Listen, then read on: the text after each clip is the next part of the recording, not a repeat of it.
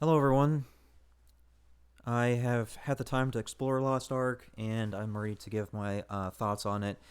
Because I am going to talk about both positives and negatives, I'm just going to do them all in one section rather than trying to split it up between positives and negatives, because some of the positives do present a negative as well. With that said, off I go. Okay. The game isn't hardware intensive, it just requires a good internet connection. That's good to see. However, the good internet part is something that might not happen at this current time. What happened with during and after the pandemic is a lot of people had to move to lower cost accommodations, which means that they might not have access to good internet. That is certainly something that's going to be an issue of not just Lost Ark, but really any game going forward, is that you are going to be dealing with people who are not in good places for internet. So while it is good that it's not hardware intensive, it certainly does require a good internet connection to see the most of it, because you do have to be very on top of your clicks and things like that for certain situations. The game does use Easy Anti-Cheat, which is good. That is an anti-cheat that does support Linux.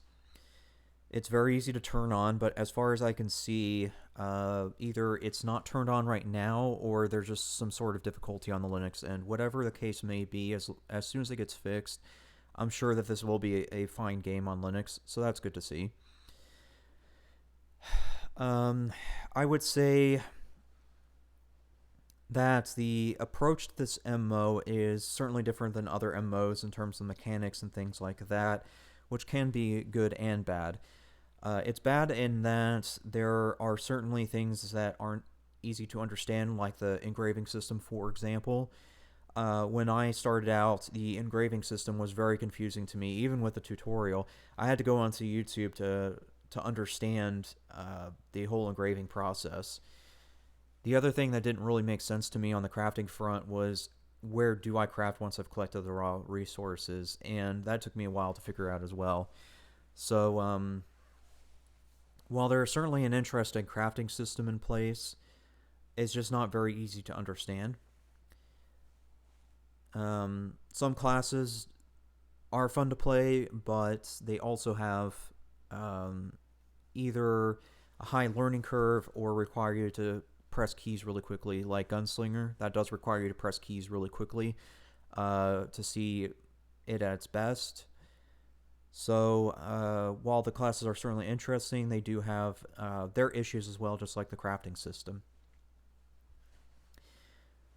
That's really um, all I can say on the positives and negatives. I just want to quickly deviate to the Korean region client. As I understand it, this game was broken down into three clients, one for Europe, one for North America. Well, and then of course the one for Korea. So the Korean one split off into two essentially. So there's three clients in total. Is what I'm trying to say. Is my understanding of it, and I could be wrong, but if that's the case, there are six classes not available to the Europe or North America regions yet. They're only available to the Korean regions, and that to me is just not the way you should approach a North America. Well, I should say international launch. I think that all the classes should have been available on launch, so that there was more variety with the classes and potentially more beginner friendly classes. Because as it stands with the game right now, there isn't too many beginner friendly classes, and I think it would have helped if there was more in the game. Some of the classes that aren't available to the North America and Europe regions right now, I think could qualify as such, but I wouldn't know without them being available for me to test. But either way, it would have been nice to see them available, so that that could be a thing. So there are out of the six classes, that's going to be Destroyer, Scout, which is kind of like an Iron Man thing. Destroyer has a big hammer. Painter, which is a new support class that just released to the Korean regions, apparently. That's what I've been listening to, anyways.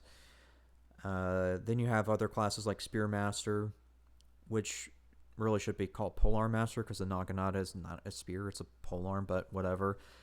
And Arcanist and Summoner, yeah. Arcanus and some are the other ones that aren't available right now. So it's really unfortunate they aren't available at this time.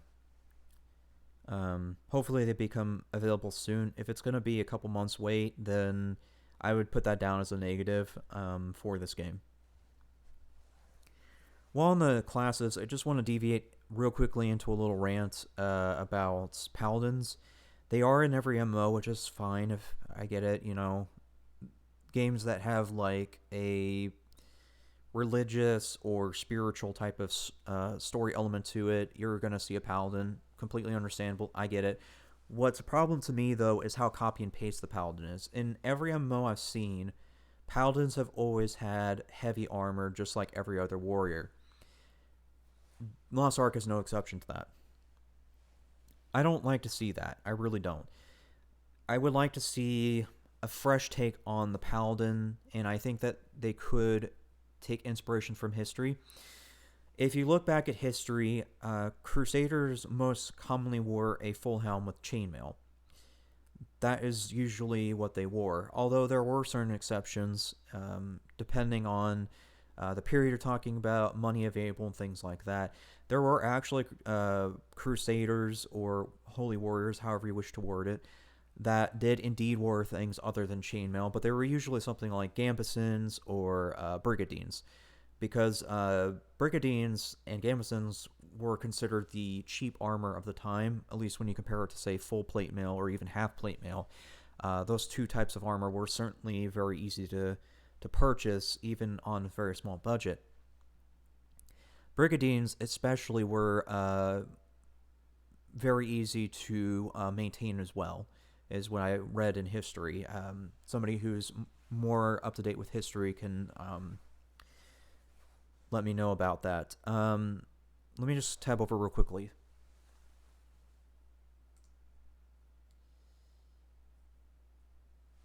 Okay. Just real quickly, this is what half plate would have looked like, sort of. I know it's not the historical description, but Italian knights went from what they called white armor in about 1425, and then about in the 15th century or close to that, they transitioned from full plate mail to half plate mail, which is where my cursor is. It's the picture on the far right middle of the screen. You can see that they wore a cuirass in the center, plate on the legs, lower arms, and hands. And then helmet was, of course, full plate as well, but everything else was chainmail. And the reason they made that transition was to make them lighter, and also because they used shields anyway, so they were able to protect those regions. But that's half plate. Either way, history lesson aside, I'm just pointing these out to say that if you really wanted to make a Paladin fresh in an MO, this is the kind of stuff that you could take as inspiration. You could do something like make it so that they use a gambeson type of cloth armor from like levels 1 to 10 or 15 or something like that, and then they slowly transition out to maybe chainmail between levels 15 through 30, and then maybe if you're talking like super fantasized paladins or paladins that are like super rich and can afford whatever, then you could say maybe levels 30 through 50 they could do half plate or something like that. I wouldn't be opposed to that idea, but either way, that's kind of where I was going with this little rant. So I do think that Lost Ark should have taken this opportunity whenever it was created to do things a little differently. Let me just tab over.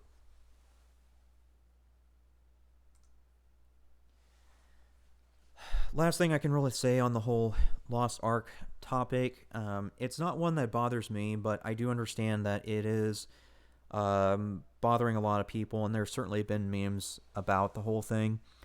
I think that the complaints are valid in the sense that it's not easy to understand when you're brand new to the game, and I guess for some people they just want to customize things the way they want to. But either way, the whole gender locking thing is kind of annoying, and I don't like to see the whole gender locking thing in MMOs.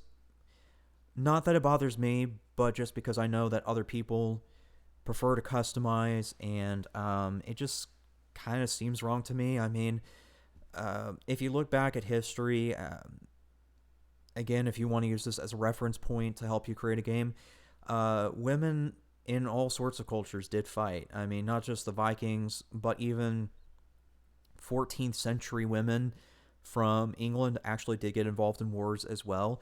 I know that that's super rare and not, something that happened every day, but it did happen that there were women that did fight, mostly to protect their homes and their families. That was more or less where they drew the line in comparison to, say, Viking women, where they kind of just did their own thing. But, so it would be sensible to see a female paladin in Lost Ark, is where I'm getting at with this. So, again, while it doesn't bother me, I think that the gender locking made it not only complicated for new players to get into the game, but also it kind of limited their customization options. So I just kind of wanted to make that little rant its own section, as well as just the paladins. Related to that, and the last part of this recording is a kind of a warning, I guess you can say. You want to avoid making any MMO or game in general complicated, because if you make the game too complicated, like Path of Exile did, then generally speaking, you scare people off from the game. And if you don't scare people off from the game, then you're not going to see fresh takes or fresh ideas, I guess is where I'm trying to go with this. Because if you look at Path of Exile, due to how complicated it is, a lot of people just copy and paste the same builds from other people because they just don't want to take the time to try their own builds. And for that matter, it's too complicated for them to understand how to do a new build. I mean, heck, with Path of Exile, you basically had to download a third-party calculator just to be able to do new builds properly, assuming you wanted to do, like, a super experimental build that didn't follow these builds, that could do, like, in-game content maps. When you get to that level of complicated, you've definitely screwed up. And I do fear that Lost Ark got really close to that line, and I hope that other MMOs don't follow that. But either way, that's all I have to say. Thanks for listening.